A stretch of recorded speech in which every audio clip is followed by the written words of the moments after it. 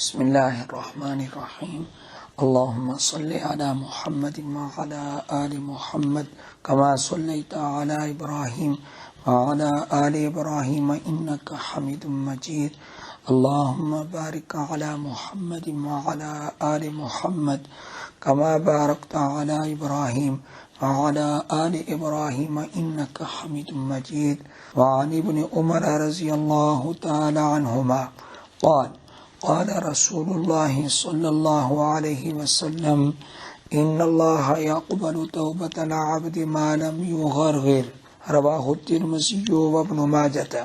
حضرت عبداللہ بن عمر رضی اللہ تعالیٰ عنہما سے روایت ہے، فرماتے ہیں کہ رسول اللہ صلی اللہ علیہ وآلہ وسلم نے ارشاد فرمایا، بے شک اللہ تعالی بندے کی توبہ کو قبول کرتا رہتا ہے جب تک وہ غرغرہ میں مبتلا نہ ہو، یعنی جب تک اس کی روح حلقوم تک نہ پہنچے، حلق تک نہ پہنچے، تو اس وقت تک اللہ اس کی توبہ کو قبول کرتے رہتے ہیں۔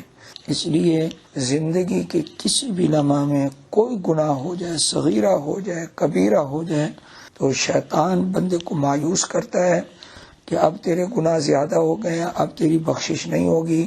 اس وقت آدمی کو ایک آیت سوچنی چاہیے اور یہ حدیث سوچنی چاہیے۔ آیت یہ ہے، لا تقنطوا من رحمت اللہ، اللہ کی رحمت سے مایوس نہ ہونا، نا امید مت ہونا۔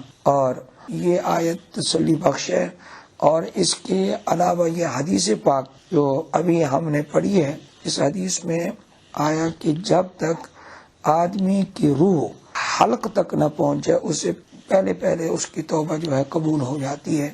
تو اللہ تعالیٰ کی مغفرت کتنی وسیع ہے، اللہ تعالیٰ کی مغفرت وسیع ہے، بندوں کے گناہ جتنے بھی ہوں کم ہیں، اور اللہ کی مغفرت وسیع ہے۔ اللہ کا جو عفو کا معاملہ ہے وہ بہت وسیع ہے۔ ان ربک واسع المغفرہ، سورہ النجم میں ہے، بے شک تیرا پروردگار واسع المغفرہ ہے، اس کی مغفرت وسیع ہے۔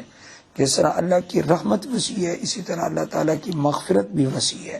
اس لیے زندگی کے کسی بھی حصے میں یہ کوئی بھی گناہ ہو جائے تو مایوس نہیں ہونا چاہیے۔ اللہ تعالیٰ ہم سب کو سچی توبہ کرنے کی توفیق عطا فرمائے۔ وآخر دعوانا ان الحمد للہ رب العالمین۔